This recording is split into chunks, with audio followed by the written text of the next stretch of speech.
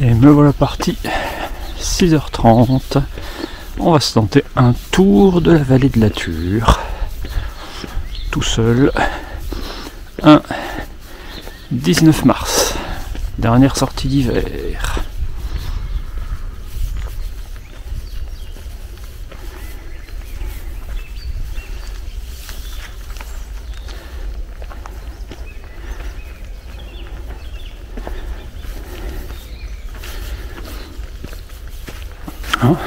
Partie des faubourgs de Thann.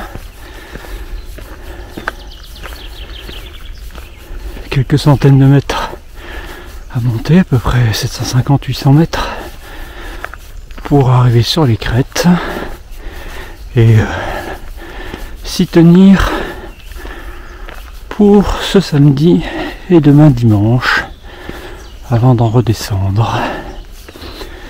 Un joli petit circuit. Théoriquement, environ 85 km et 4000 mètres de dénivelé.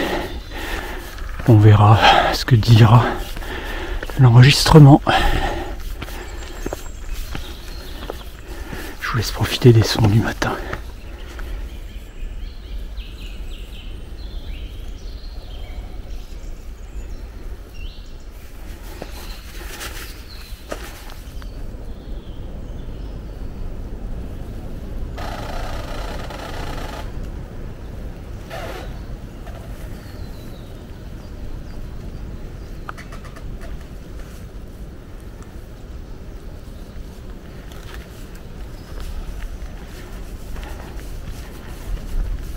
Les arbres grincent dans le petit vent.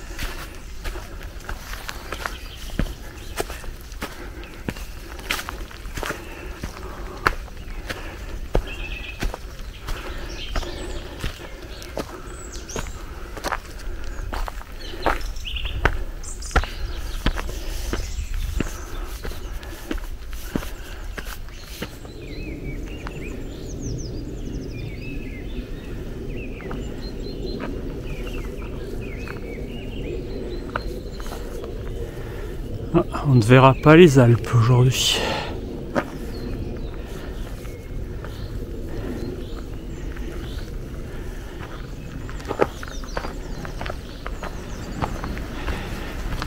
Alors, arrivé sur la ligne de crête, pas encore très haut, hein, 600 mètres c'est tout. Voici le premier abri du club vosgien sur le chemin,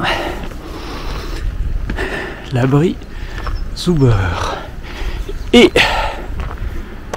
son point de vue qui va nous permettre de voir le programme du week-end, la vue Zuber. Alors, pour tout de suite, on va là-bas en face. Ce qu'on voit là, c'est le Tannerhügel. Un peu caché derrière, c'est le Rosberg. On va suivre la ligne de crête pour aller jusqu'en haut de la vallée qui est là, jusqu'au bout de la vallée qui est là, et revenir par les crêtes de l'autre côté. Vous apercevez là en face le grand ballon qui sera le point culminant demain début d'après-midi, je pense, et on reviendra comme ça. Et là en face le Molkenrain, et on descend sur Thann pour retour à la maison, prévu demain soir si tout va bien. Et là il y a un joli lever de soleil à travers les arbres. On poursuit. C'est par là, suivez-moi.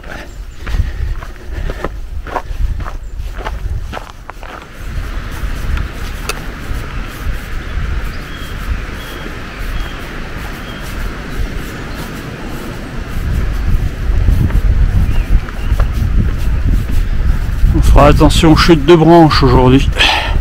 Et cette nuit au bivouac. Le vent tombera un peu dans la nuit, mais on fera gaffe.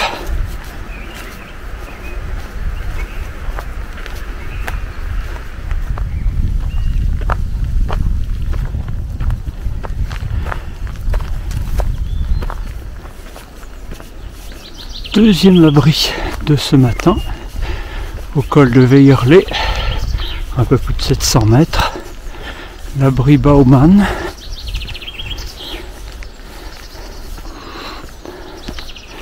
Avec, alors, malgré un arbre qui est tombé sur une partie des bancs, pas mal de place pour bivouaquer, planter des tentes à proximité de l'abri si on ne dort pas dedans.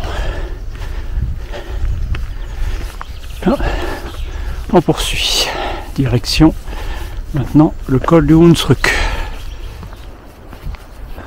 Le passage d'un petit point haut à 850 mètres d'altitude et début du yo-yo avec une descente vers le col du Hunsrück en dessous de nous, lui-même à 748 mètres si je ne me trompe pas. Hop.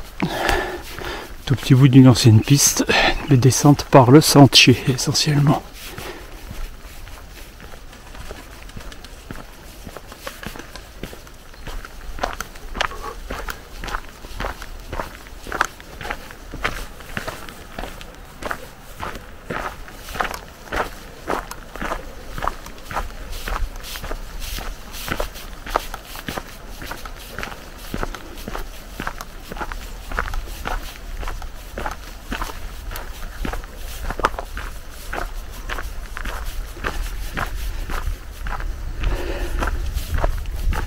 Donc et là-bas, la toiture rouge qu'on aperçoit, c'est l'auberge du col du Hunsrück. Voilà, arrivé au col du Hunsrück, et c'est juste ici que l'on rattrape le GR5 qui nous arrive de Thann.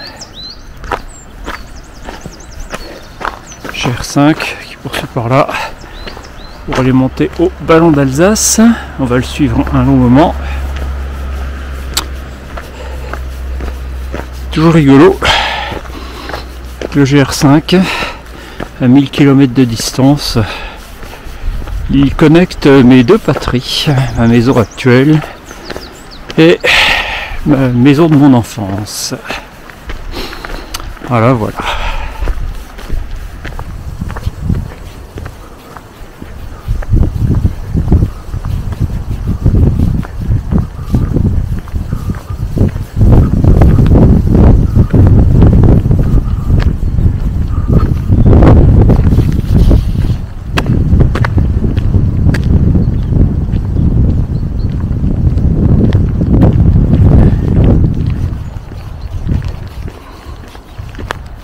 Et donc maintenant, monter par le GR5 au chalet du Rosberg et on sera sur les crêtes qu'on garde jusqu'à demain après-midi.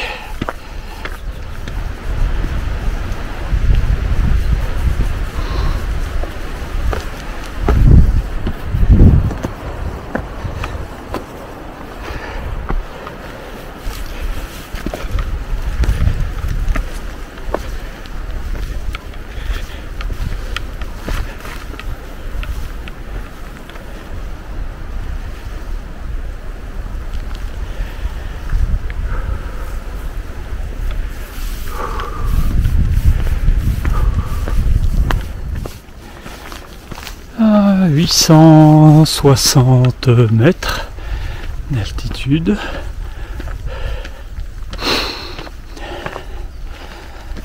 Un petit collet avec des prés bivouacables si les vaches n'y sont pas. Un banc, de la vue. Aujourd'hui c'est brumeux vers les Alpes, on les verra pas. Et on poursuit nous vers le chalet du Rosberg. Avec le vent, la température ressentie descend. J'ai un peu plus de 0 sur mon thermomètre. Avec le vent, les ressentis sont bien négatifs. Mais ça va, ça va, ça va. Je supporte mon chant.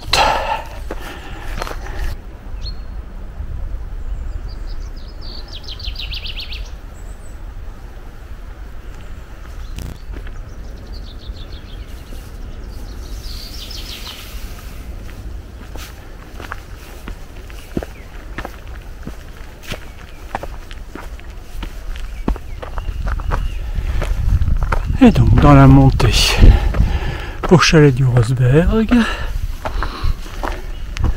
petite table de pique-nique, une fontaine.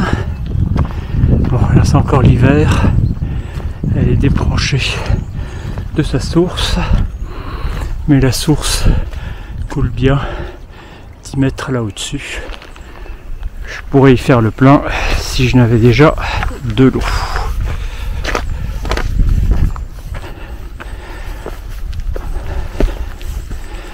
Bientôt à 1000 mètres. Un peu au-dessus de 1000 mètres. On quitte le couvert forestier. On va arriver sur les crêtes en espérant que le vent ne va pas y être trop glacial.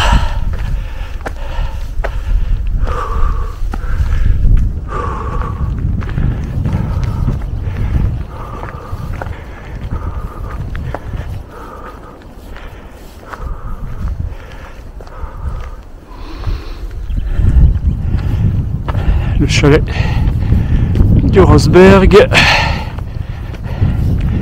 et là au bout, ça y est, vous le voyez, dans le vent, pas trop fort, mais la caméra ça va pas être terrible non plus. Donc le chalet du Rosberg, le Rosberg là au fond, là derrière les Alpes, complètement dans la brume. Il y a eu des moments où je les apercevais avec une netteté incroyable. On voit magnifiquement le Cervin, le Mont Rose, c'est toute beauté, et le Mont Blanc un peu à l'écart. Mais là non, pas aujourd'hui. Il a l'air de faire peut-être un peu plus beau au nord. On va voir dans une seconde.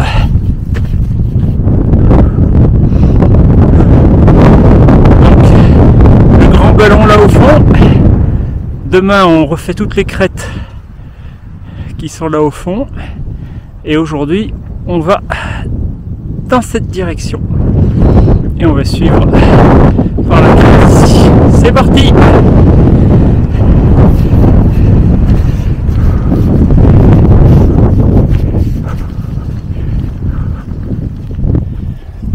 Voilà. Je viens de refaire le plein d'eau. Le chalet du Rosberg est là. Ici, c'est le refuge. Le grand ballon. Et moi, sur le GR5.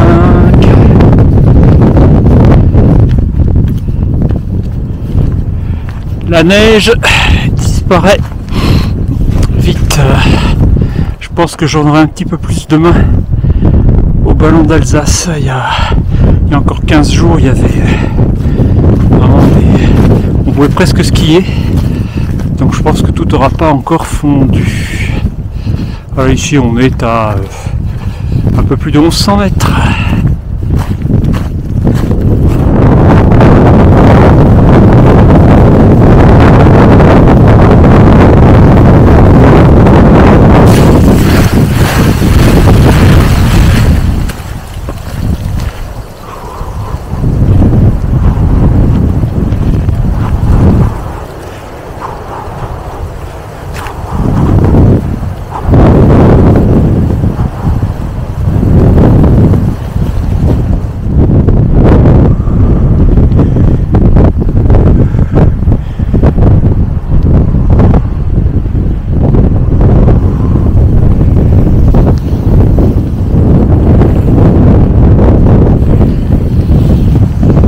Donc ma destination là-bas devant. Voilà. Je suis les crêtes pour aller là au bout de la vallée. Je vais suivre tout ça. C'est chouette.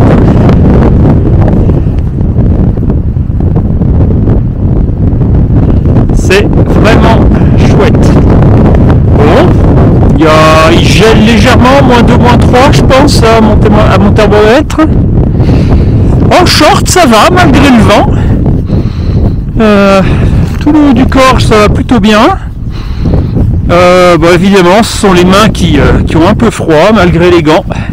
Forcément hein, le corps se refroidit donc c'est les extrémités qui morflent. Donc un peu de mal à allumer et éteindre la caméra mais bon on va faire avec. Donc le ballon d'Alsace c'est là-bas et on n'y va pas, il suffira on quittera sa destination et sa direction. Le col des Perches on quittera le GR5.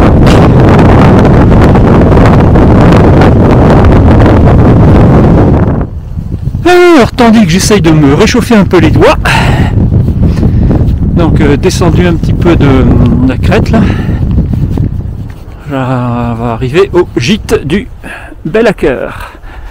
Je m'arrête pas, je continue sur les crêtes. On vient à peine de commencer, c'est trop tôt pour s'arrêter.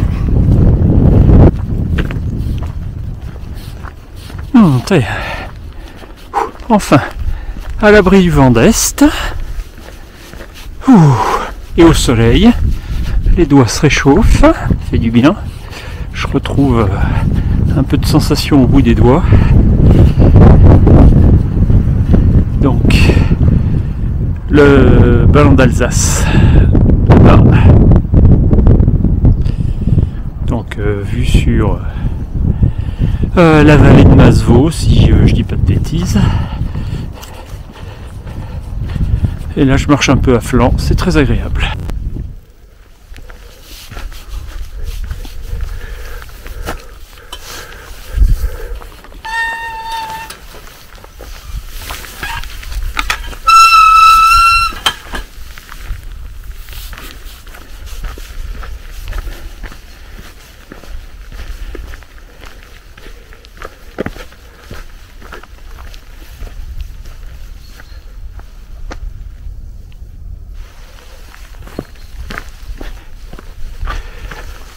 Col du Rimbar et son joli petit cabanon. Un joli petit cabanon. Bon, on n'y dort pas. C'est vraiment un abri pique-nique pour la pluie. Pas plus que ça.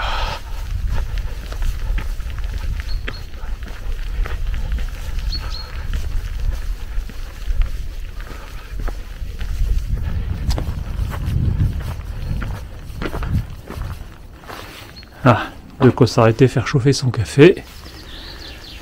Et ramener ses ordures, s'il vous plaît.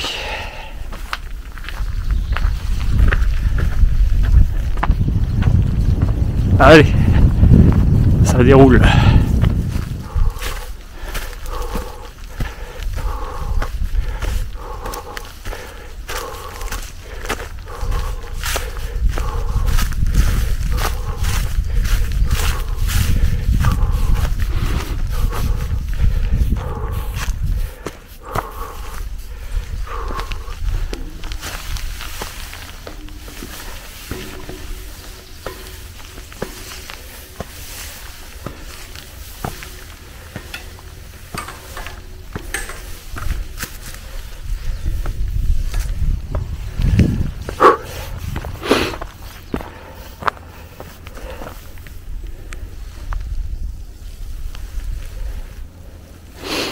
Il y a pire comme passage. Mais bon, j'imagine effectivement que sans l'échelle, sur le rocher glissant, on a cru bon de sécuriser.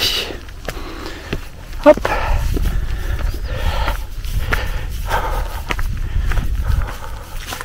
Hein, c'est ce que j'ai rencontré de plus enneigé jusqu'à présent. Pourtant, je suis pas au plus haut. Je suis en dessous des 1000 mètres là pourtant. Mais un peu plus dans l'intérieur du massif. Sur le versant presque nord, qui a reçu plus de neige. Maintenant ça fond vite, mais voilà, ici c'est un peu resté. Ah, ça fait plaisir. Je pensais pas être monté aussi haut. En fait, on est à la tête du Rimbarkopf, 1195 mètres. Ça explique pourquoi il reste plus de neige que précédemment.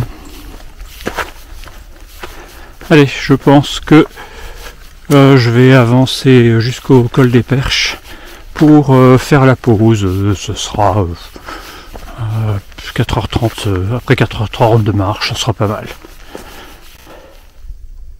Il est 11h moins le quart, j'ai juste commencé à descendre là, en direction du col des Perches. Col des Perches qui est juste là en dessous. Donc le lac des Perches est dans le creux qui est là. Et on poursuit pour aller vers le ballon d'Alsace, mais c'est pas ma direction. Au col des Perches, moi, je vais prendre vers la droite là, sur ces crêtes là, pour aller vers le bout de la vallée, là-bas. Et en attendant, ici il y a un magnifique spot au soleil, parfait pour la pause. Et il y a du monde qui a fait du feu. Je vois pas vraiment d'emplacement pour piquer la tente. Peut-être là, possible, peu en pense quand même. Mais bon, pour la petite pause de 11h, c'est parfait. On va s'y faire chauffer un café, ça sera chouette.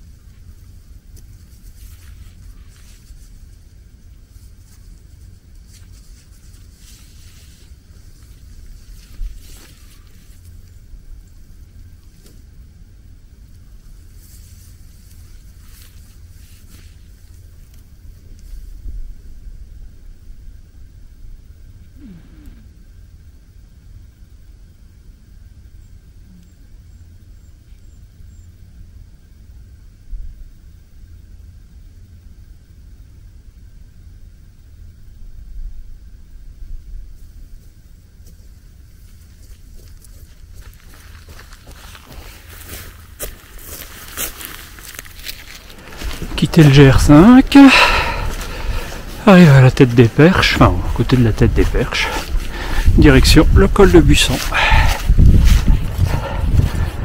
Encore quelques boissons de neige par là quand même, ici et là. Allez, on va faire ça sans caméra, sinon je me casse la gueule. Allez, rouge gazon, direction col de Buisson. Ah, rouge gazon là derrière. Le ballon d'Alsace là-bas, donc je n'y vais pas. Et un peu de piste, histoire de marcher vite et de bien avancer. De toute façon, j'ai pas 5 heures de marche et j'ai déjà la moitié du kilométrage de la journée. Donc c'est parfait, on sera bien dans les clous. Allez, j'ai à suivre un petit rectangle bleu. Je passe les nœuds bois avec petite retenue d'eau ici. Bon, par contre moi en itinéraire je vais rester sur le GR531. Tant pis, il ira pas très haut là. Il va y avoir pas mal de pistes là, jusqu'au col de Bussan. Mais ce sera plus roulant parce qu'il y a des étapes un peu avec. Il y a des bouts avec un peu enneigé, englacé. Pour ça se fait bien. Mais ça n'avance pas très vite. Donc si je veux, parce que je serai également un peu en altitude ce soir, donc là il fera plus froid, il y aura avec du vent et tout, donc si je peux avoir fait ma mi-parcours du week-end sans me geler, c'est mieux. Donc je progresse vite, et c'est très joli quand même. Hop, la nature est de ce côté.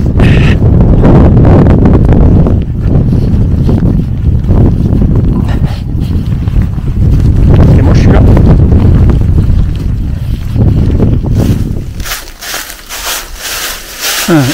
Allez, donc jongle d'un col à l'autre. Au gazon et les bois. Maintenant, c'est quoi? Col des Allemands, je pense. Et puis encore après, col de Bussan. Hop. Petite promenade à forêt, à flanc. Bien joli tout ça. Il fait presque chaud. Plus très loin du col de Bussan. Voici le chalet Saint-Hubert. Allez, on va jeter un œil pour une fois. Ça va être bien froid quand même. Bien à l'ombre à 13h.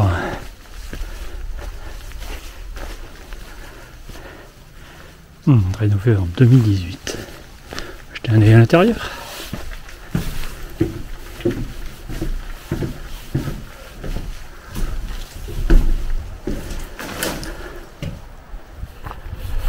Un long périple jusqu'au col du Bussan. J'ai eu un peu de piste, puis me voilà de retour sur du sentier.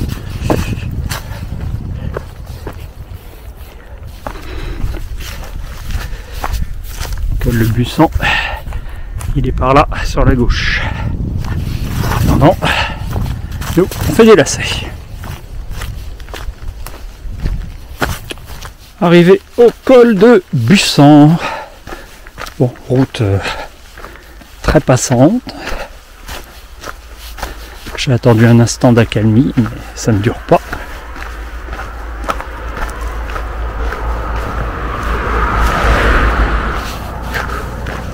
Tuc. A priori, il faut que je remonte en face.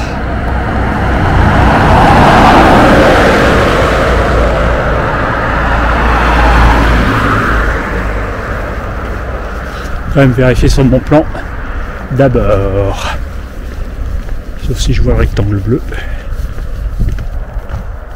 Ah bah si, col d'Audren, c'est parfait, c'est la prochaine étape. Parti. Bien, je vais repasser au soleil, le panneau va recharger. Longue remontée vers le Drumont, depuis le col de Bussan, qui doit être aux alentours de 800 mètres, et le Drumont à 1200. Donc ça redemande de donner un peu de l'énergie. Allez, on va être bientôt au grand soleil là-haut et au vent. J'espère qu'on va pas attraper froid avec la transpiration. Voilà, j'émerge de la forêt pour arriver au Drumont, dans le sommet, et là-bas, tout près. Oh, ça me remet au soleil, je charge les batteries. Sommet du Drumont, dans le vent, donc par là-bas, Tann à gauche et le Rosberg, qui était le premier sommet du jour. On a allongé les crêtes.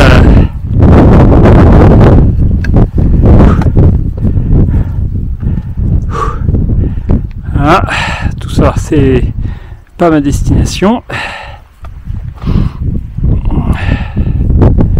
Donc moi, je vais poursuivre par ici. Je vais essayer de passer redescendre tout ça, toutes les crêtes qu'on aperçoit là au fond jusqu'à Thann. Voilà.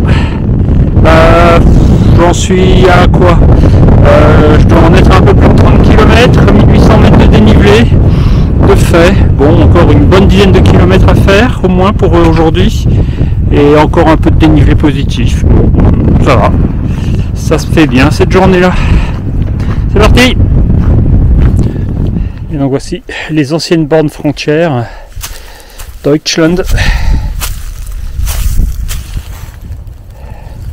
France, sur la crête, descendre par la crête du Drumont, direction le col d'Odren. Avant de descendre au col d'Odren, il faut d'abord passer par la tête de Fellring. Elle doit être encore là-bas devant. Et il faut traverser un peu de neige d'abord. Sympa, hein? Un peu de potoling. Good. Si je dis pas de bêtises, à 1223 mètres, c'est le point le plus haut du jour. Je crois. Faut que je vérifie. Tête de Fellring. Allez, ben on va continuer par là. On va finir par l'atteindre, ce col d'Odren. Dans la neige bien ramollie. Essayer d'y aller doucement, pas s'enfoncer. Rester en surface. Et hop. Tchic. Et donc, toujours les vieilles bornes frontières qui maintenant ne font que séparer des départements français. Arrivé au col d'Odren, et bon, il est 16h et des poussières, trop tôt pour m'arrêter, mais je suis un tout petit peu appréhensif de repartir en altitude à cette heure-ci, parce qu'il fait froid là-haut. Allez, on va tenter. Le Grand Ventron n'est qu'à 6 km. Bon, il faudra faire un peu frais là-haut. Donc l'idée c'est d'arriver à trouver un abri, une cabane. On va se trouver ça. Finalement, le vent est plutôt tombé. Donc je retourne en altitude dans le soir. Bon, je vais pas avoir très chaud, c'est sûr. Donc là, je suis j'arrive en haut du Haut-Felzar, à 1160. Je vais redescendre. Et je vais passer tout près du Grand Ventron ou du Petit Ventron. Ça fera le kilomètre 40. Et là, il faudra réfléchir aux options bivouac. Idéalement, il faudrait que je marche encore un tout petit peu après ça.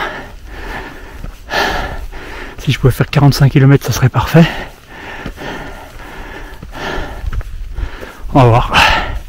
Pour l'instant, on profite du beau temps. C'est nickel. Voilà. Idéalement, pour ce soir, il faudrait que je sois quelque part près des cols qui sont là-bas en face. C'est le bout de la vallée de la Thur. Et donc, à partir de là, demain matin, je peux faire mon demi-tour. C'est plus très loin, même si c'est brumeux et qu'on voit pas très bien. En fait, c'est pas si loin que ça. Ça doit pouvoir se faire. Donc Grand Ventron, encore 4,5 km.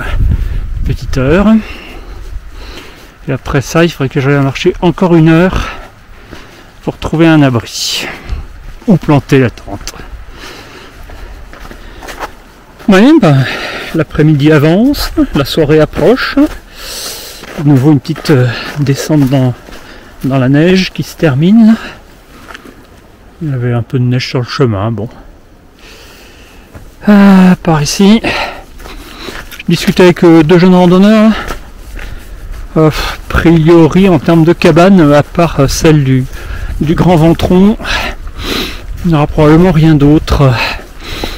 Ça me fera m'arrêter à 40 ou 41 km. J'aurais voulu faire 45.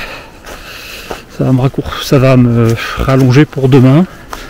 Mais parce que là il va faire trop froid pour bivouaquer moi à cette altitude. Plus bas dans la vallée je pourrais.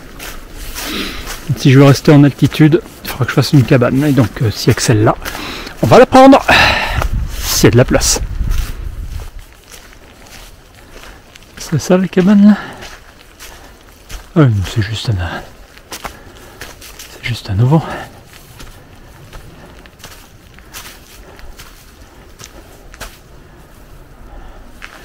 C'est juste un auvent. Un peu.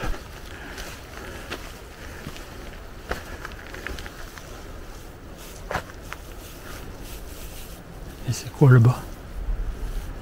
Une baraque là-bas. Faudrait que j'aille voir. Ouais, je pense que c'était ce cabanon qui m'avait indiqué. Mais non, c'est pas ce qui m'intéresse. Le truc est ouvert à tout vent, c'est déjà froid là, à cette heure-ci. J'ai pas envie d'y rester pendant des heures et me refroidir. Je préfère marcher tant qu'il fait jour. Et puis, et advienne que pourra, hein, on verra bien. Il est pas si tard, le soleil est encore assez haut. Il y a du jour longtemps, je peux progresser. On y va. Souvent, faut y aller à l'instinct. Je me suis détourné de mon chemin là pour aller plus vers l'auberge du et puis je tombe sur une cabane ouverte pour randonneurs. C'est parfait, c'est ce qu'il me fallait. On va ouvrir les volets, un peu de lumière. Je vais avoir encore un peu de soleil, ça me permet de recharger un peu la batterie. Voilà. C'est un peu tout sombre. Il faut ouvrir les volets pour y voir quelque chose. Bon bah, voilà mon petit refuge. Je pense que je vais dormir sur la table plutôt que par terre. Simple. Et puis j'ai allumé le poêle, ça va chauffer un peu. Il y a un peu de bois. Normalement, je devrais arriver à avoir un petit environnement cosy là au Grand Ventron.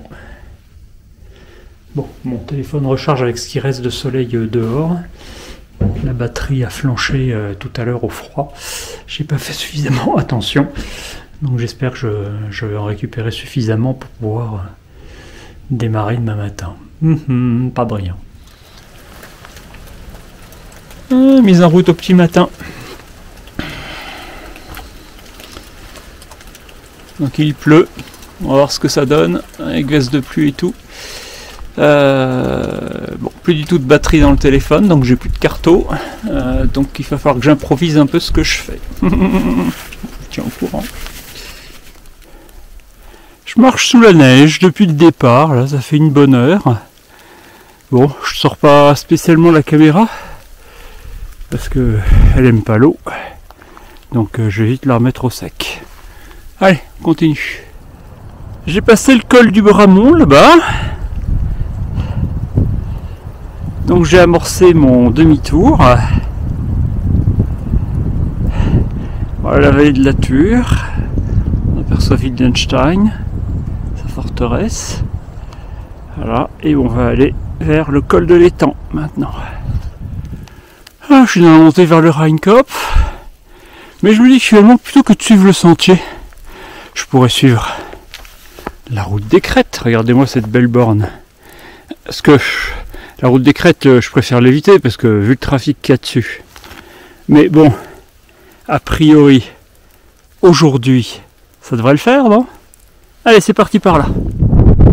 La route des Crêtes est magnifique. Il y a juste quelqu'un qui a réussi à passer ce matin avec son chien et des skis de fond.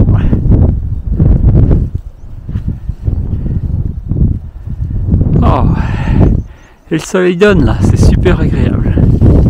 Et moi je marche là avec d'énormes congères sur la route.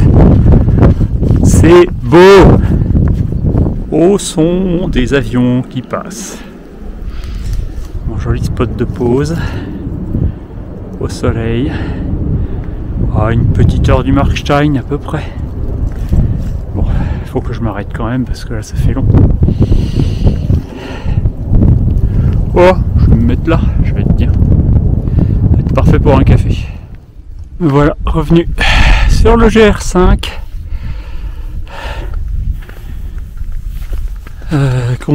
Je vais voir si je peux le garder jusqu'à Thann. Parce que je suis pas en avance avec toute la neige de ce matin. J'avance pas très lentement, pas très vite.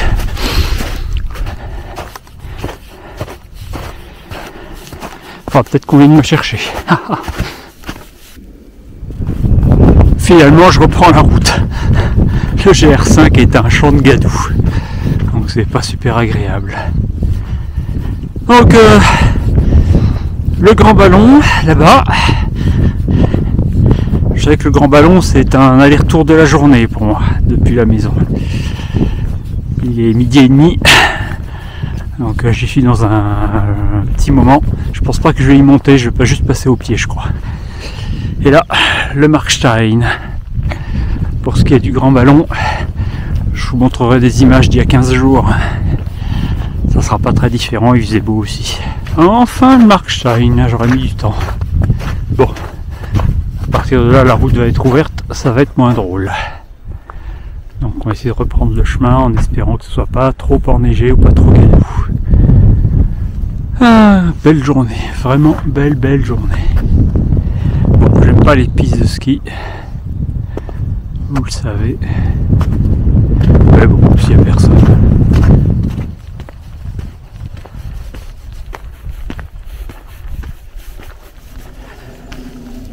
À l'approche du grand ballon, là-haut, je vais pas y monter, je vais contourner par en dessous. J'ai besoin de refaire une bonne pause là, avec un café et d'avoir le temps de rentrer à la maison avant la nuit. Parce qu'il est 14h passé. Il me faut 4 heures pour en redescendre jusqu'à la maison, donc ça ferait un peu short. Voilà. Donc on va pas y monter, on va contourner. Mais dans un vrai tour de nature, évidemment, il faut passer au sommet. Surtout qu'il y a encore de la glace là-haut, hein, donc c'est verglacé.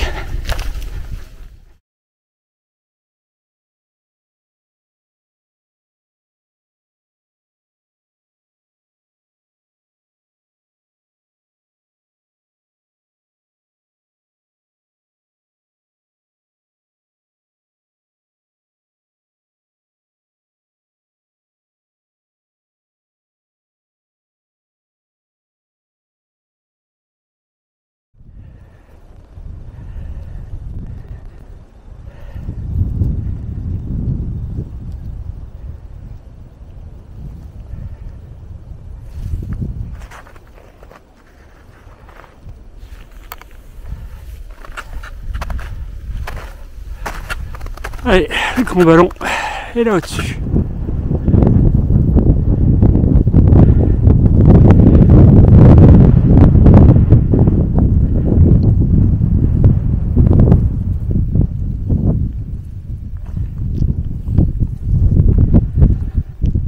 Sommet du grand ballon. 5 mars.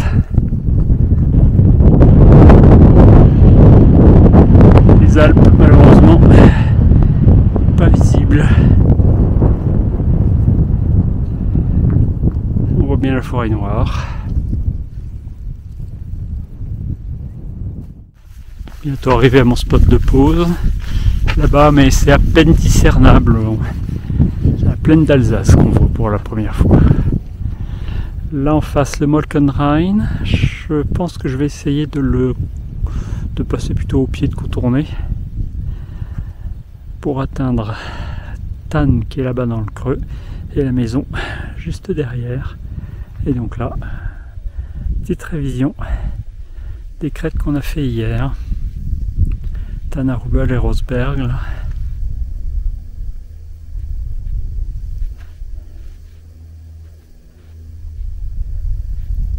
Brumont, la tête de Fellering. Tout remonter pour revenir par là. Là au-dessus, il y a le ballon d'Alsace. Et là devant, il y a mon banc et ma source pour ma pause. Je vais passer à une première fontaine. Près de ce bâtiment, donc je ne sais pas très bien ce que c'est. Et moi, je vais me poser là. Pas belle la vie. En chemin pour Thann, pour le final, et donc boucler ce tour de la Ture. Je me suis accordé un maximum de 4 heures pour redescendre de là où j'ai fait ma pause jusqu'en ville. Normalement, de chez moi, je monte au Grand Ballon en 5 heures, donc logiquement ça doit le faire. Plutôt la forme en cette fin de journée. Je bastonne un peu. On avance. Bon, si je mets 4 heures, ça me fera arriver à 19h45. Il fera quand même bien nuit en ce 20 mars. C'est pas encore l'été, hein. Et c'est pas encore l'heure d'été non plus.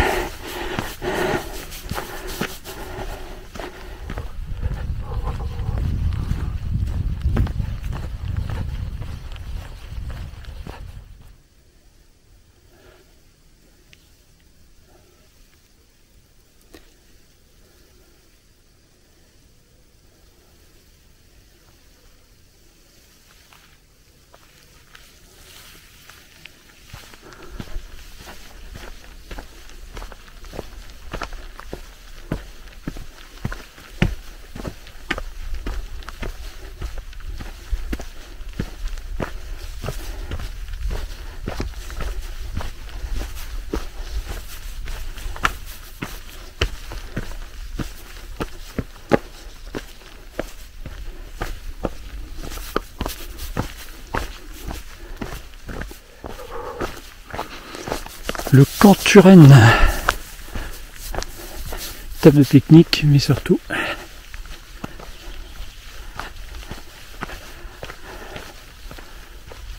on s'est entretué par ici.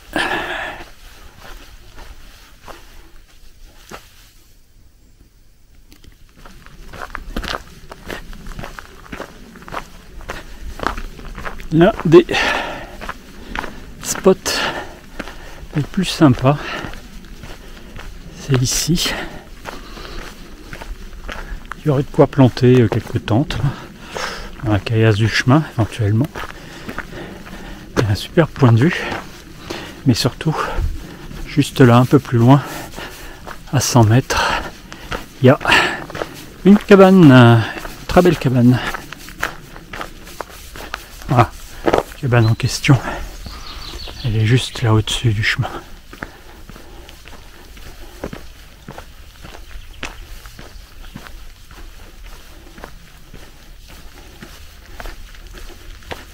Et bon, moi, j'ai un lit douillet qui m'attend à la maison, c'est ce que j'essaye de rejoindre. 2 heures de descente depuis la pause.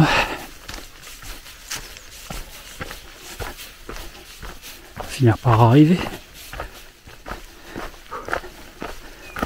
Bon, je descends plus par le GR5. Je prends une coupe. C'est pas la peine de passer par le château de Langelbourg, qui est en travaux, qui ne se visite pas de toute façon. Ça fait un détour. Donc moi je prends cette descente par Kattenbach qui est beaucoup plus directe.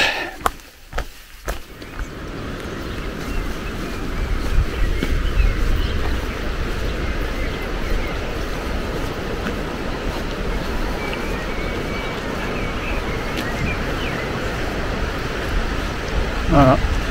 Après avoir tourné autour du pot, j'ai tourné autour de la Ture. Direction la maison. Encore une petite demi-heure.